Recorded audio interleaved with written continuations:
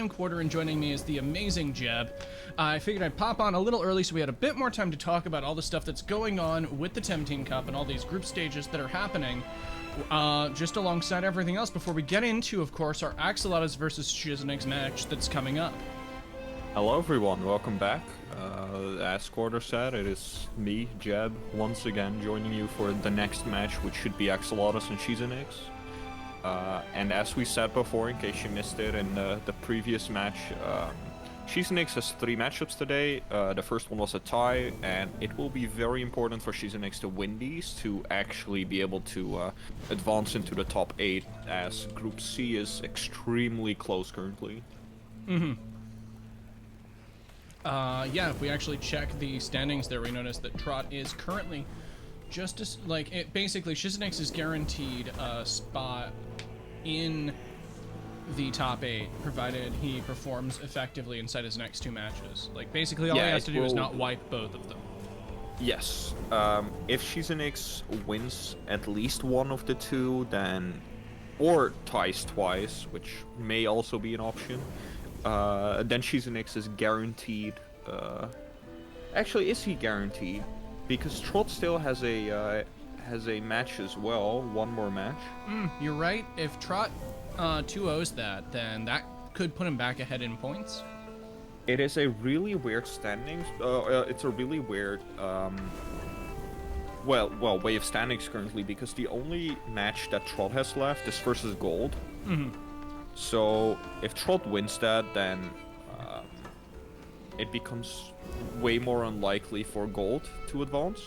There's still every possibility that Gold will wind up being our second placer, but so there is literally any possibility right now between Trot, Shize, and Gold. I think anyone can take the first or second spot here.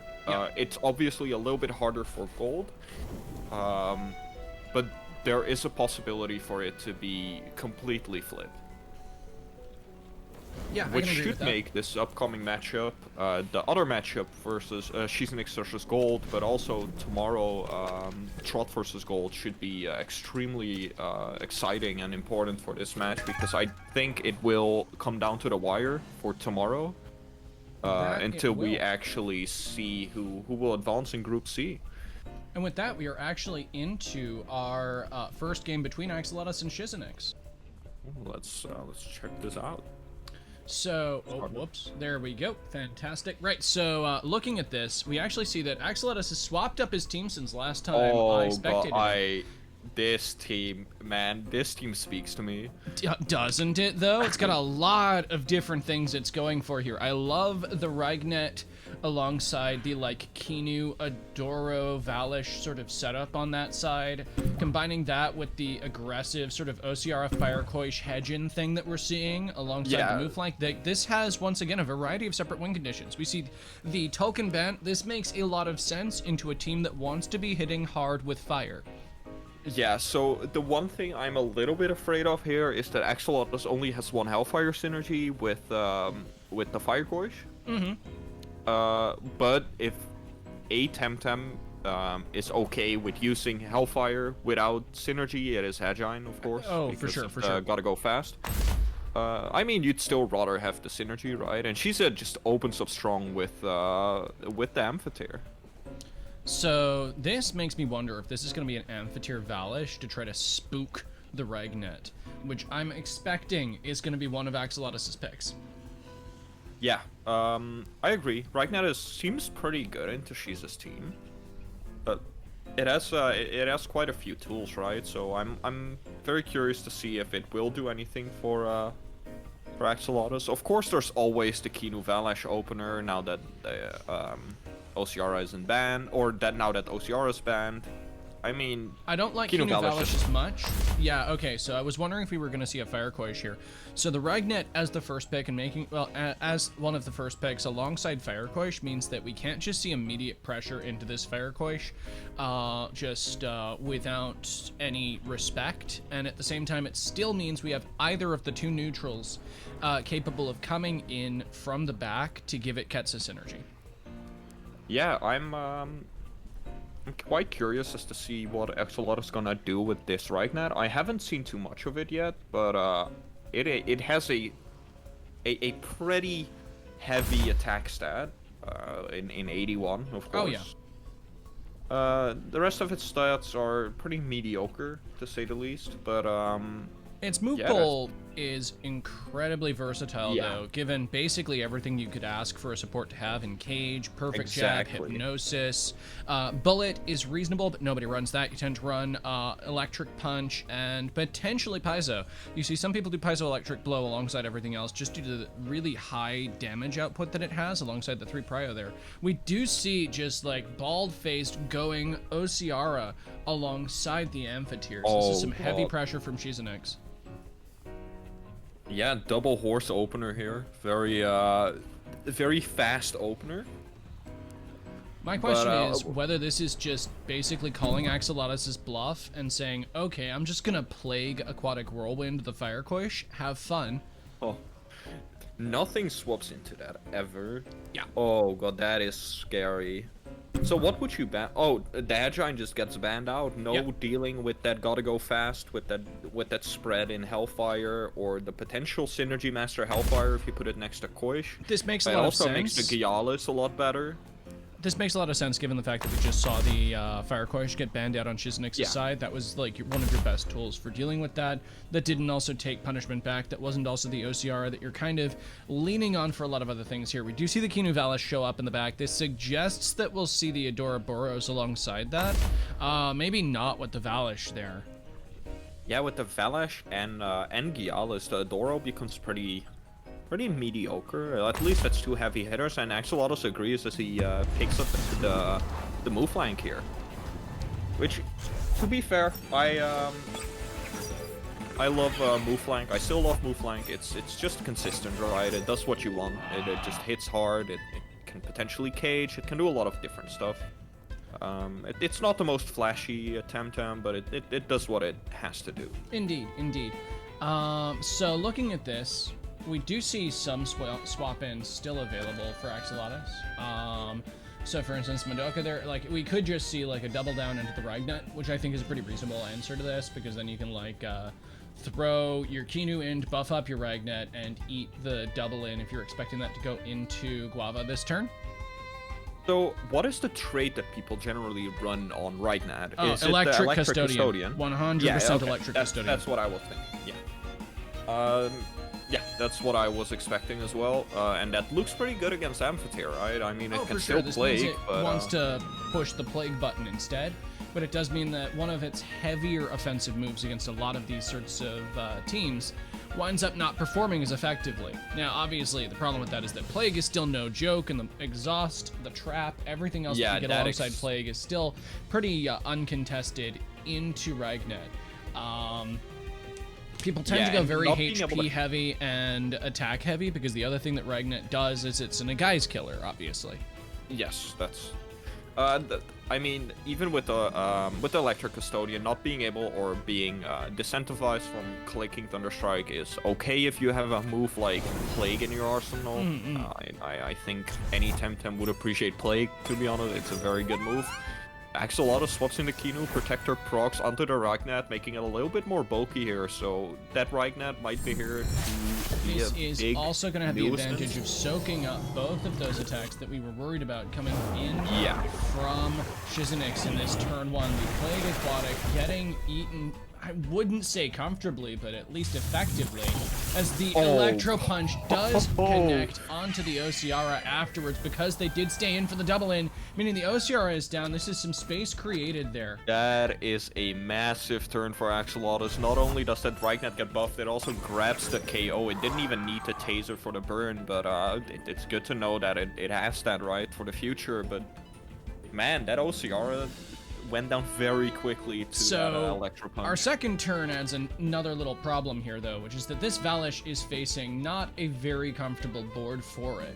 Like, against it, is kind of what I'm saying. Like, Axolotus hates seeing this Valish right now. Yeah, so this is the good thing for Shize here. Well, the OCR died. That's unfortunate, but it gives you a little bit of initiative here. Valash comes in, and this board hates crystal moves. Well, so my other thing here is, if this is a physical Valash, you just jump straight into Ragnet turn 1 here. Wait, have we seen this Valish yet? I keep forgetting.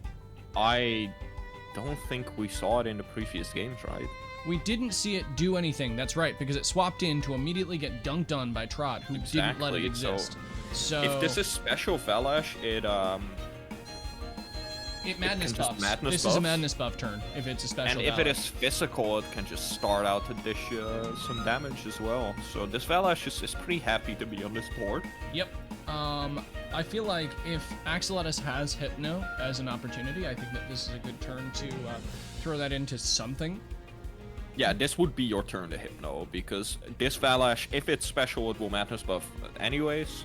If it's physical, it doesn't really have access to a good turn 1 physical move, right? Mm-hmm. Or good turn 1 crystal move, that is, specifically. So, you can pretty safely assume that it will be the madness buff and not a crystal spikes for that special. So, if you want to throw out a Hypno, this is the turn. If you want to dip, you'll have to do it before next turn, basically. I mean, we could just as easily see a double in of like a Plague Crystal Spikes into a spot here. Crystal Spikes into Madoka, not like, okay, Plague Crystal Spikes into that spot means that the Fire Quaish, if that is coming in to try to soak this hit, does not appreciate it a lot. Like, it's still probably going to go under 50% from the combination of those two hits, even though it only takes neutral from the Plague, and then that trap, I believe that traps it. Oh yeah, no, that traps it because we are staring at a Handcuffs Amphitheater.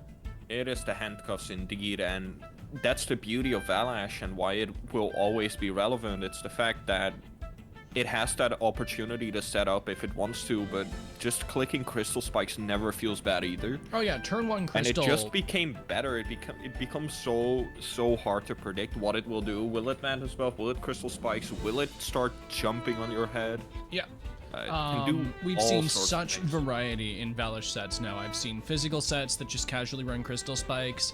I've seen special sets that casually run Base Jump. I've seen fully committed special and physical sets. Yeah. We do see the Fire Quaish come in to potentially eat this Crystal Spikes along with everything else. Is this going to be the double? We do see the Plague gets it down to 53.5%. And then on top of that, of course, we see the trap in there. The Crystal Spikes does come down as well, but it comes down onto the Ragnet, which still takes over 50% after everything else there. The Hypnosis comes down from the Ragnet into the Amphitheater, denying, however, the second hit onto Guava, which is gonna be pretty important there.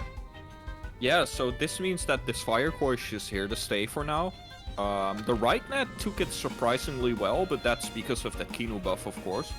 And, well, Axolotus took a great amount of damage, but is in a reasonable position here. You're still staring down a Valash, but it didn't buff. So you're probably happy with that. And you have your Fire Quaish out.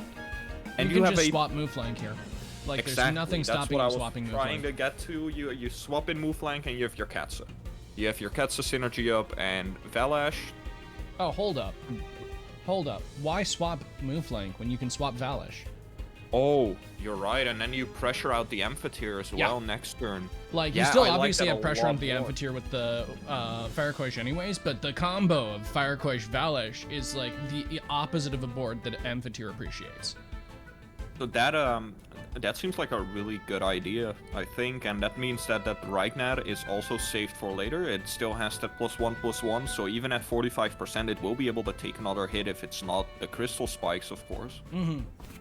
So that might be the play that Axolotus is going with. Shizenix preemptively swaps in the Gialis here, which, I mean, if you predict the Valash, then the Gialis is a decent swappage. Shizenix swaps out the Valash as well into the Babawa.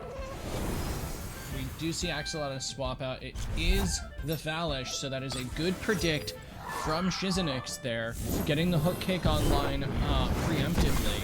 And having that ready to push into this. And the Babo, as we see, winds up taking this hit as well.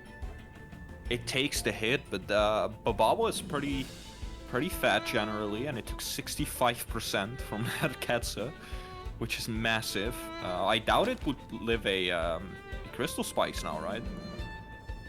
That's going to be an even trade of Valash to... Babawa though. Like, if this Valash stays in on this board, it's dead. That hook kick will kill. Yeah, so alternatively, isn't it an option to just double into the Gialis? if you do that, there's a likelihood that you'll lose your fire equation. Yeah, okay, due to the Babawa. Yeah. But that means that if Gialis is gone, your Valash is pretty safe. I mean, yes, but this means that the enemy Valash is a bit more free into you as Axolotus here. It's kind of like a... You see how this board's kind of a knife fight at this moment. It is. It's a big game of chicken. Like, anything can drop at any moment here. It's also a question of, like, what is more important for Axolotus to get rid of? Gialis, Shizenix blinks with the Gialis, brings back the Valash on that board. That could be terrible, but Axolotus also swaps the Valash, so it goes into Lucy, so that move flank. So we still have the Quetzal online right now. Will it go into the Babawa? Quetzaleno comes out. Expecting that does mean it is going. Oh no! Oh no! It went into the Gialis swap. Valash came in, and that's a trade. Oh man, that Valash just got bopped straight to Brazil from that. That was intimidating to see. Just goes to show you once again what Quetzaleno does into Valash. Like, just the same as I was saying that hook kick was going to be monstrous into that. The same went around the other way. This does mean, however, that now we have fewer tools against the Gallus, we have fewer tools against the Amphitheater. Obviously, the Valash is still available, but I'm a bit concerned about this Gallus still. Yeah, so Valash leaving means that your Reichnet becomes a little bit better again. I mean, there's still the Gialis with crystal moves, but Reichnet will be able to do something against Amphitheater still. Mm-hmm. Your move flank is out. Okay, I didn't see if it procced Hurry Ward. I do believe I saw a Hurry Ward proc. In that case, it should have everything up as happens with Hurry Ward, of course. Gialis comes back in, and this is of course to threaten out the Valash, or make sure that the Valash doesn't stick. But here's a Kinu buff again onto the move flank. Okay, getting your move flank a bit chunkier by getting those Kinu buffs onto it actually feels very comfortable here.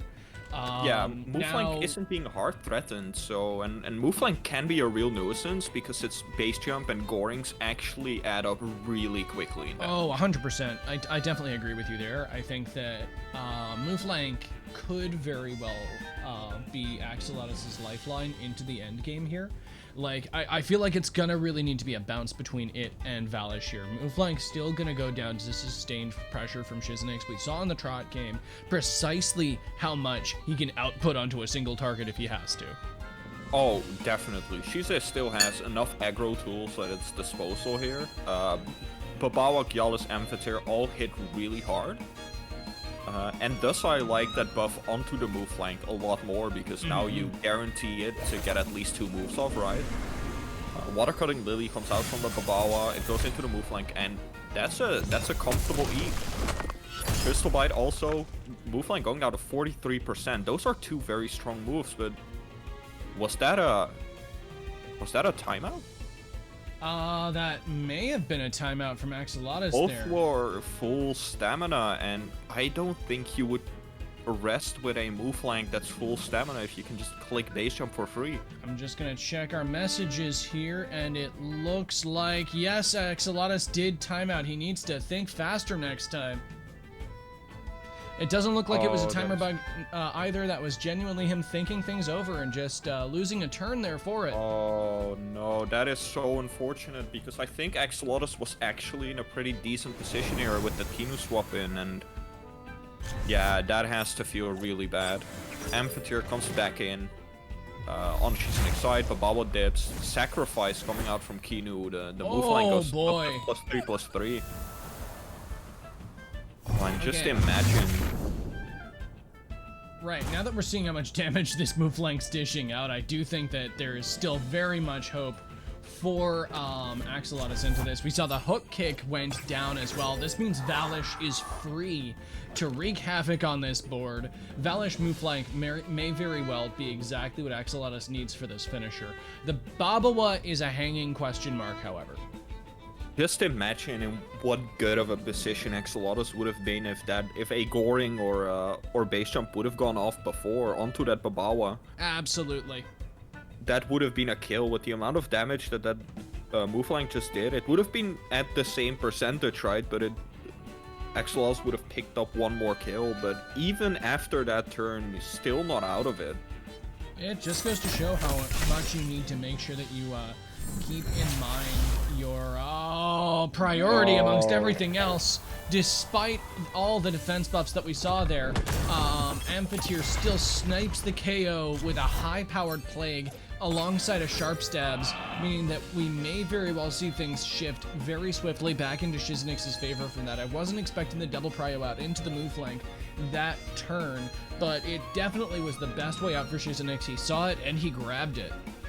Yeah, and that was pretty much best position for Shizenix as well. Going into that, the move flank was the big threat. It could have Goringed again next turn, and that would have been problematic, but no problem anymore for Shizenix, and this seems like a...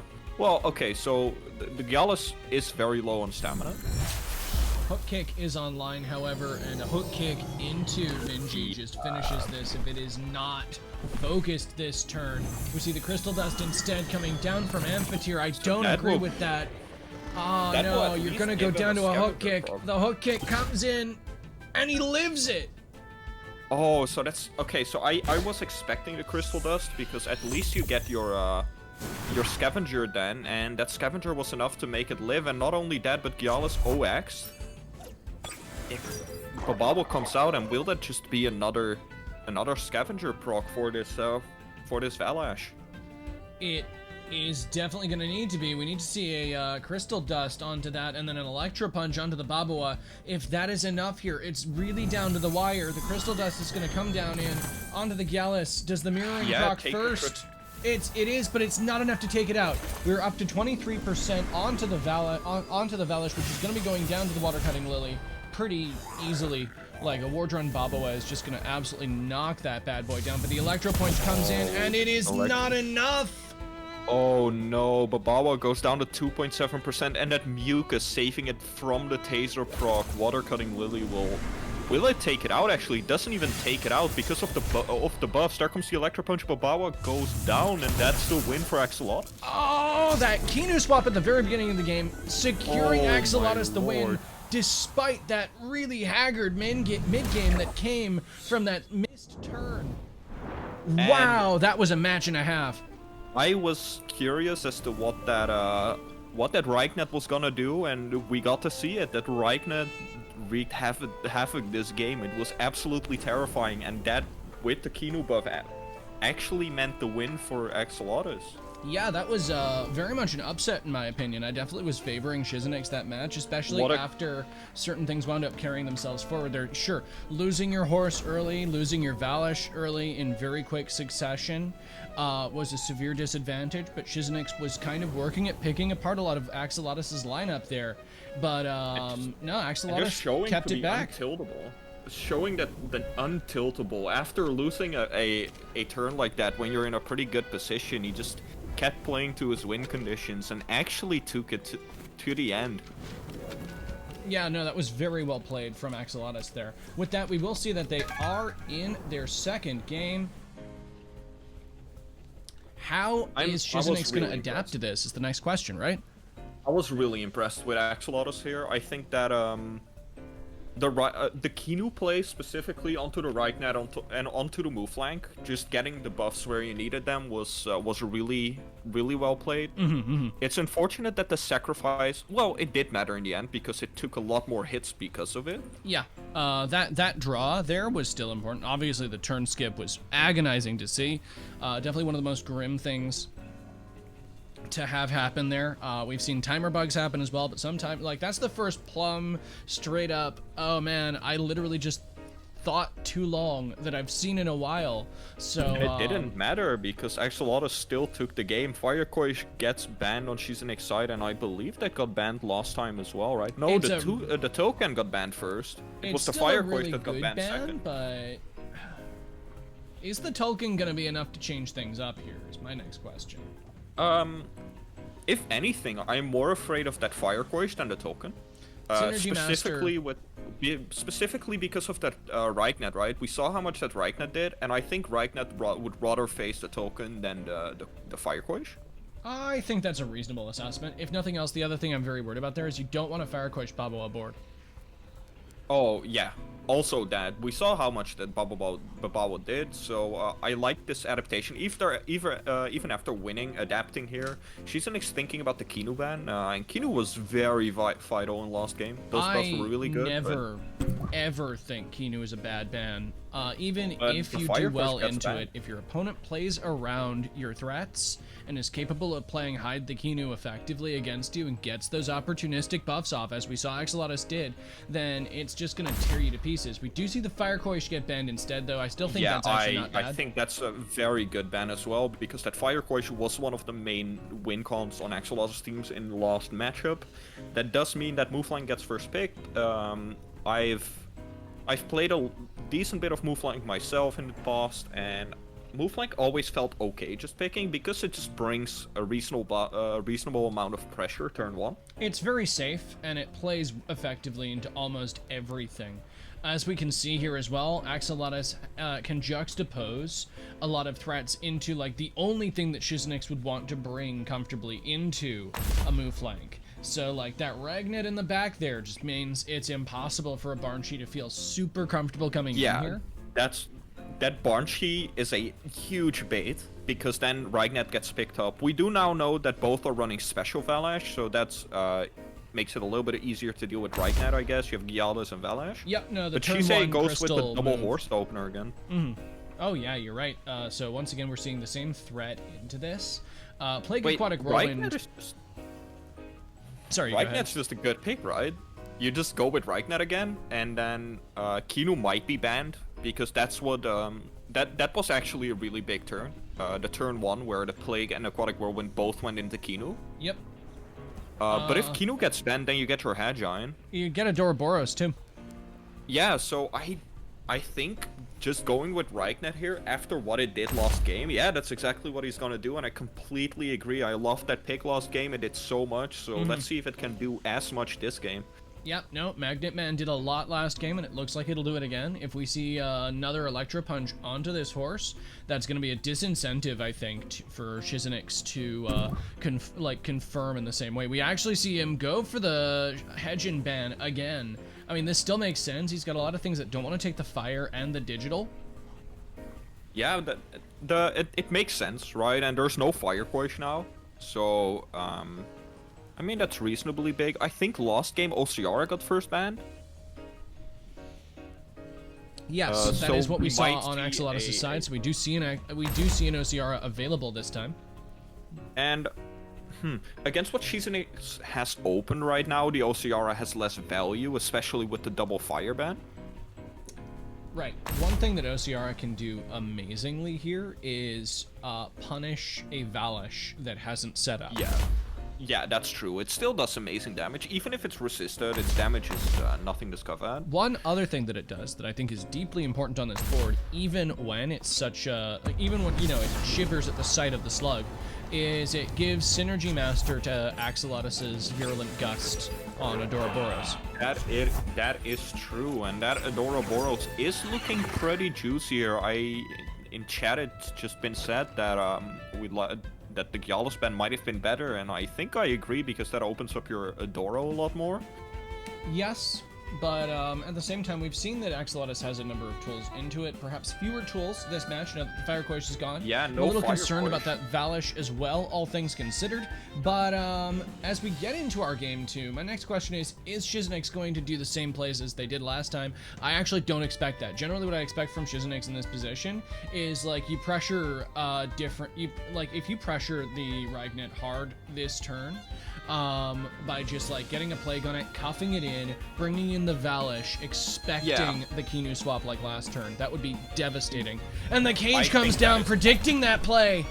Oh god, oh no, the Cage, the turn 1 Cage, always something to keep in mind because of that hurry ward, but no swaps. Aquatic Whirlwind goes into the move flank. Sparks coming out onto the onto the amphitheater even. Sorry, it buffs itself. Electro Punch onto OCR. Osiara gets O-code again. Yeah, no, it's just gonna get clocked into next week, which I guess Okay, right. So the Aquatic Whirlwind was just going to be going straight into whatever went into that slot.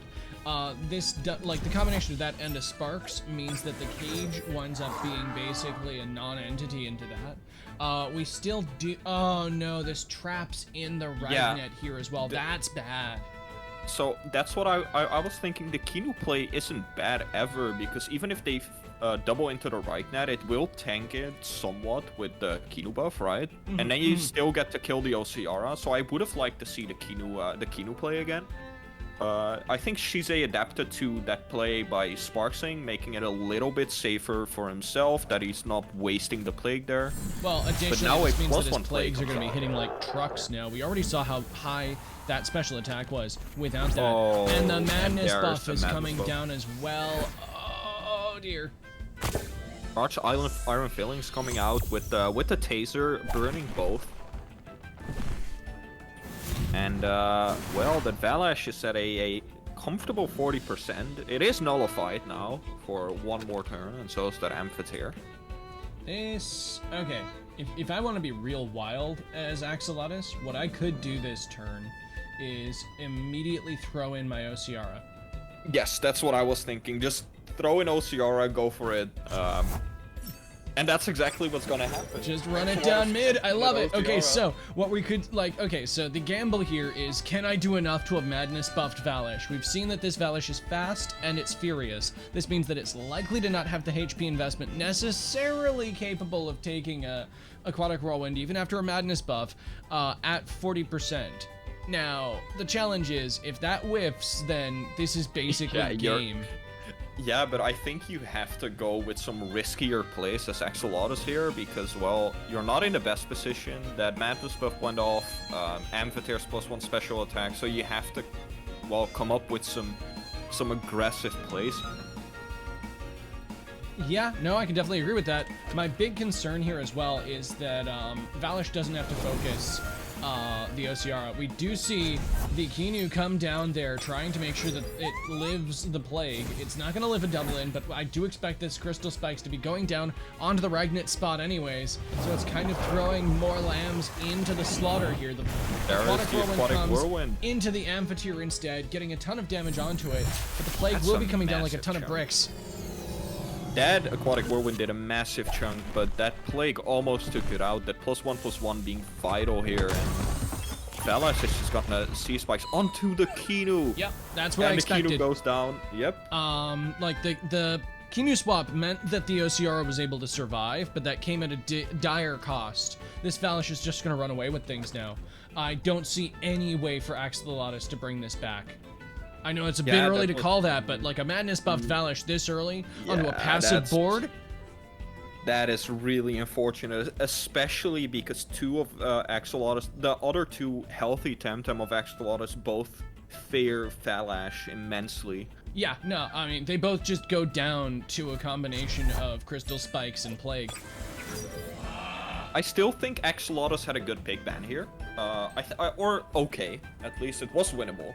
I think the turn 1 was kind of unfortunate. I would have liked to see the Kinu play again, make your Ragnet bulky, see where you go from there. If we'd seen more damage on the Amphitheater turn 1, that would have meant that this Amphitheater would have actually been KO'd by the Aquatic Whirlwind in this following turn, meaning there would have been less pressure like this in the late game. That Page turn 1 was a serious whiff that cost Axolotus everything in the end, given how much space this Valash was given from it.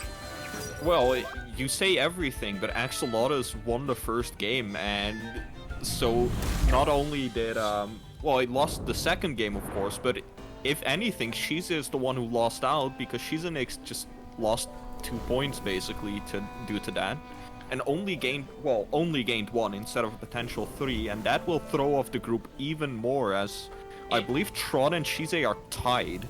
Absolutely well played to Shizenix, bringing that back in the second game with a devastating play from that Valash. As you say, it does mean that our standings are still in, up in arms. This does mean that after this, Shizenix is up to 14 points, tied with Trot. as this still means that there's every likelihood that Gold could, if Gold 2-0's Trot, actually get onto the board there. Additionally, if Trot winds up, I believe there is an opportunity here for Trot to actually fall out of the runnings and for Shizenix and Gold to take it. I mean, there was an opportunity regardless, and with this tie, it just becomes much more chaotic. Gold has a way better chance now, I think, to reach that, because while the gap between Shize and Gold is still only 5 points, and Shizenix has 2 more games played, so anything can happen here. But I have to say, well played to Axolotus as well. The second game, I mean, pretty much anyone who has played comp has had this happen to them. That's not a case of being bad or whatever. It's just Valash doing Valash things, and it looks devastating, but that's just Valash that got off early, right? Well, this is also a gamble when you try to make hard reads like that. Like, if Shizenix had blinked, if Shizenix was actually repositioning, then that cage would have been absolutely magnificent. It's just a very high-risk play, especially turn 1, going for that cage. Anytime you're doing that, the execution there is it's devastating for either you or your opponent. Yeah, and those aggressive plays, right? Like, pretty aggressive reads. Sometimes they don't pan out. They panned out in game 1, and he won due to it even with a missed turn. Yeah, no, which is, once again, something that we should highlight there. Axolotus had a very strong showing game 1. But either way, it did wind up being a tie in our best-of-2 format. With that in mind, we do, of course, have, in, I believe, just 1 extra hour here, the next match that Shizenix has. That's Shizenix versus Gold. And that one is really important, because if Gold wins this, then it's Shizenix's lost game. So only 1 more match played. So if Shize wins this, then it's very likely that he'll get out. I believe. I think it's very. Or is it guaranteed at that point? If Shizenix wins his next match, like if he 2-0s it, then yeah, I think that's just smooth sailing from there. There's no real argument. I think Shize would be guaranteed then, because that means that it would be Trot versus Gold, and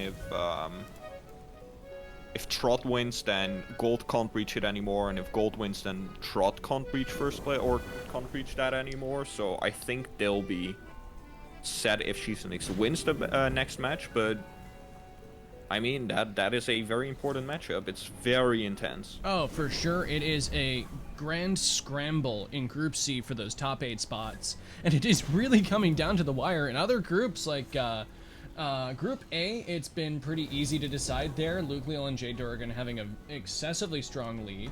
Ali and Cielo Aoi, of course, are both leading the pack there, but there's still wiggle room for Cielo Aoi and Rishi to necessarily bubble up top. Well, no, Cielo doesn't have any matches left. It's just Rishi and SMFit that have a match left. So if Rishi wins that one, then he'll qualify. Oh, there we go. And then in the meantime, of course, Group D is also set in stone there with Tsubaki-chan and Neko Blaki winning it out there.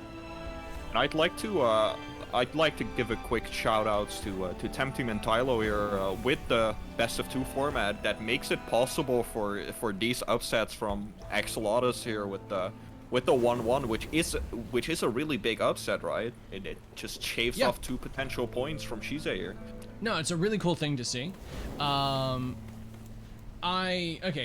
Like, this format in general has been very interesting to work out with here. It's like there's been such an opportunity for shenanigans inside each of these groups, and it's been fun bouncing back and forth between the separate flavors of them. To that end, of course, as you can see there, we do have SMFit versus Rishi later on at roughly 1900 UTC.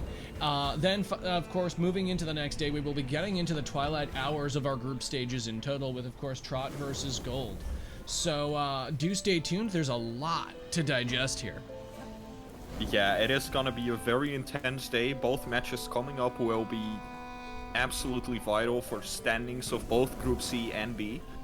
So I'm looking forward to seeing what's gonna happen in the Shize versus Gold match, and of course if SMFit will be able to throw out Rishi, or if Rishi can well qualify himself for the top 8 later. Given the fact that SMFit dropped the chains in their match versus Ali, I think that it's going to be quite an interesting viewing. Yeah, definitely. Definitely not what I'd expected out of SMFit, given their previous performance. Suddenly coming in with the steel chair with the Crystal Deluge plays against Ali. Very interested to see their next match. That being said, at this point, I am going to have to let us all go. We're going to be taking a quick break before our next match, which will, of course, be Shizenix versus Gold in roughly an hour. If you want to check out the standings, once again, make sure to check them out using the exclamation standings command. Same goes with our schedule using exclamation schedule, but both of those being available on our Twitch chat. If you're looking at this through YouTube, both of those are going to be in descriptions below. We'll have links available, so no matter where you're watching, you'll be able to stay clued in. Yes, thanks everyone for tuning in again. I hope to see you in the next match in an hour. It's gonna be really intense again. I'll be there again, and well, I'll see you in a bit. Absolutely. Have a great one, guys, and we'll see you again shortly.